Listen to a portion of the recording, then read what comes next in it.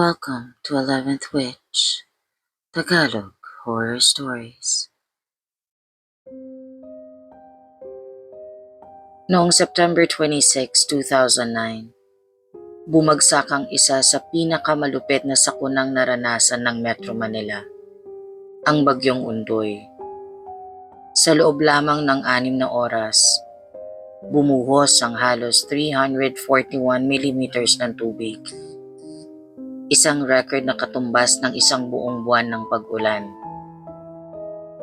Ang Marikina River ay umapaw at isa sa mga pinakamatinding na apektuhan ay ang Provident Village sa Marikina. Dito, daang-daang bahay ang nilamon ng rumaragas ang tubig. Libu-libong pamilya ang natrap at daang-daang buhay ang nawala. Hanggang ngayon, kinikilala ang Provident bilang ground zero ng trahedya ng Undoy. Pero para sa ilang nakaligtas, ang baha ay hindi lang nagdala ng pagkamatay. Nagtira rin ito ng mga kaluluwang ligaw na hanggang ngayon nagpaparamdam. Narito ang liham ng isang nakaligtas.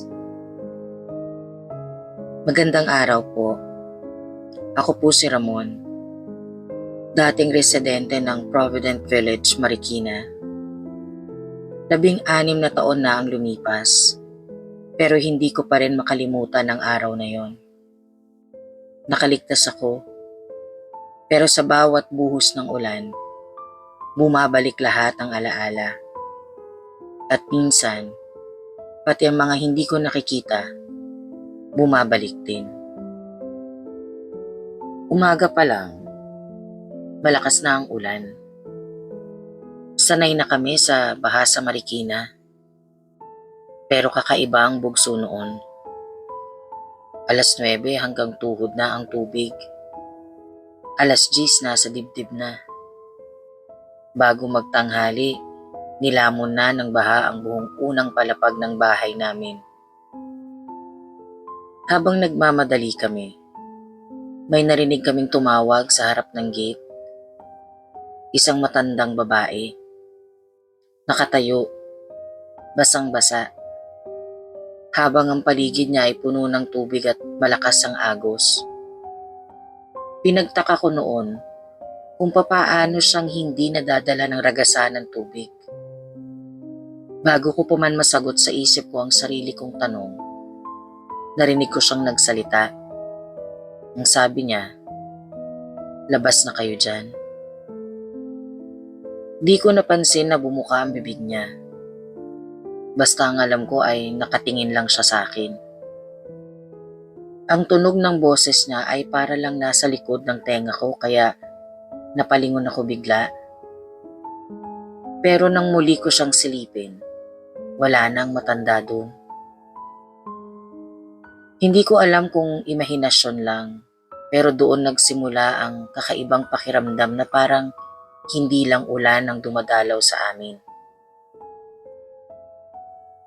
Nung nasa second floor na kami, kitang-kita ko mula sa bintana ang mga kapitbahay na nasa bubong, humihingi ng tulong. Ang mga bata, umiiyak. Ang mga ina, pilit na inaabot ang kanilang mga anak sa kung sinong makakasagip. Ang mga lalaking dati kong nakakainuman, nakikiusap ngayon ng saklolo. Pero higit sa lahat ng sigaw, may isang boses akong malinaw na naririnig. Magsama-sama tayong lahat sa ilalim ng tubig. Napatigil ako. Tumingin ako sa asawa ko, pero parang wala naman siyang naririnig. Ang mga bata takot na takot, yakap ang kanilang mga tuhod. Lumipas ang ilang oras, gabi na, gutom at uhaw na kami. Wala ng kuryente, tanging kandila lang ang ilaw. Biglang may kumalabog sa bintana. Nang silipin ko, may kamay na maputla ang kumakapit sa bakal. Tinapat ko ang kandila. At doon ko siya ulit nakita, ang matandang babae. Basang-basa siya, nakalubog hanggang leeg sa baha, pero nakangiti. Narinig ko ang boses niya. Di pa ba kayo lalabas? Napasigaw ang asawa ko at agad kong isinara ang kortina. Naririnig pa rin namin ang boses niya mula sa labas. Kumahalo sa ulan at sigaw ng mga tao. Pagkatapos ng ilang minuto ay tumigil din ang boses ng matanda.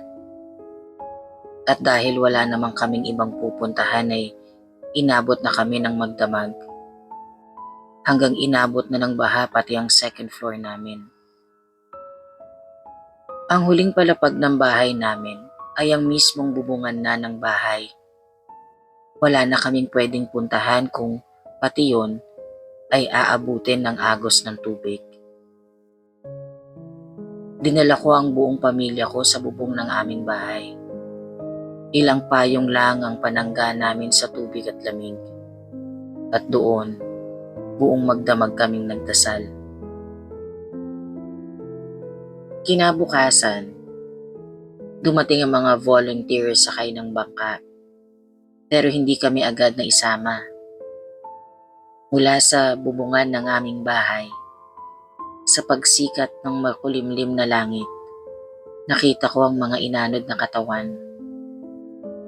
Mga kapitbahay na kahapon lang ay buhay na buhay pa.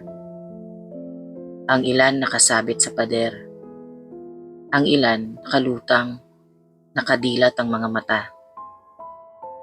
Pagkalipas ng 2 araw, nailigtas din kami.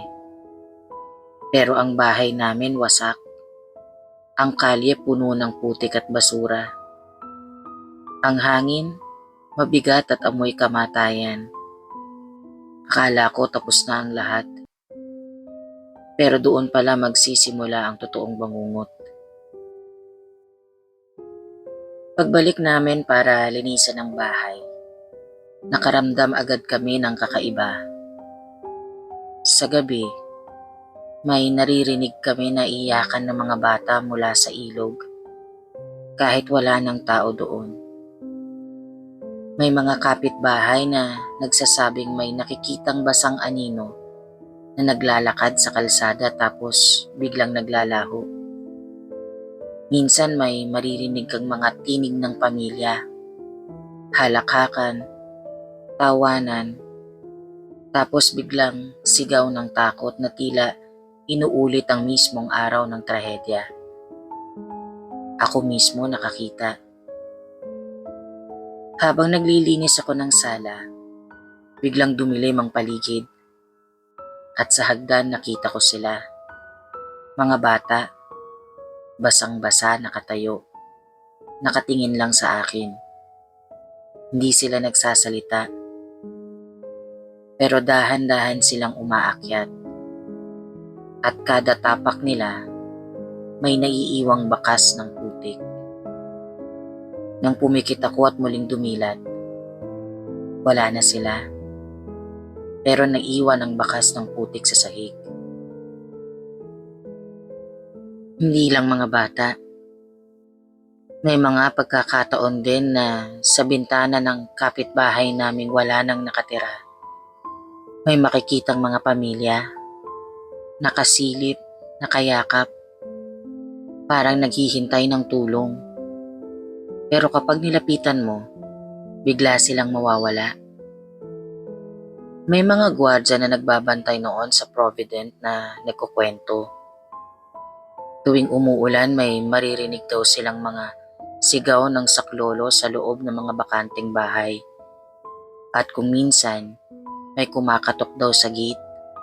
Pero kapag binuksan, wala namang tao. At syempre, hindi pa rin nawala ang presensya ng matanda. Sa tuwing umuulan ng malakas, bumabalik ang kanyang tinig. Minsan, nananaginip ako na nasa baha pa rin kami at may humihila sa mga paa ng anak ko. Minsan, nagigising ang mga bata na parang may Malamig na kamay na nakadampi sa kanila. Ang asawa ko nagkasakit. Hanggang sa huling hininga niya, inuungol niya sa panaginip. Dapat kasama kayo noon pa. May mga kapitbahay na tumangging umalis ng Provident. Sila ang nagsasabing hanggang ngayon, may mga nakikitang nilalang sa kalsada tuwing dapit hapon. Mga batang naglalaro, mga magulang na naglalakad, at mga aninong nakatayo lang sa tabi ng mga pader. Parang hindi nila alam na wala na sila. Kaya ngayon, isinulat ko to. Hindi para maglabas ng sama ng loob, kundi para magbigay ng babala. Ang Provident sa Marikina, hindi lang binaha. Isa itong libingan ng daang-daang kaluluwa. At sa bawat pag-ulan, bumabalik sila. Hindi dahil gusto nilang manakit, kundi dahil naghahanap sila ng awa at hustisya. Pero ang matandang iyon, iba siya. Hindi siya kasama sa mga biktima. Siya ay parang bantay, o pwede nating sabihin taga-sundo. At ngayong bumubuhos na naman ang ulan, naririnig ko sila Miss 11. Mga bata, mga kapitbahay, yung mga sigaw nila mula sa tubig. Nasa labas sila ng aking bintana, kumakatok at bumubulong. Dapat kasama kayo noon pa. Thank you for watching, Mambabarang and friends. Please don't forget to like, subscribe, and hit the notification bell for more scary stories.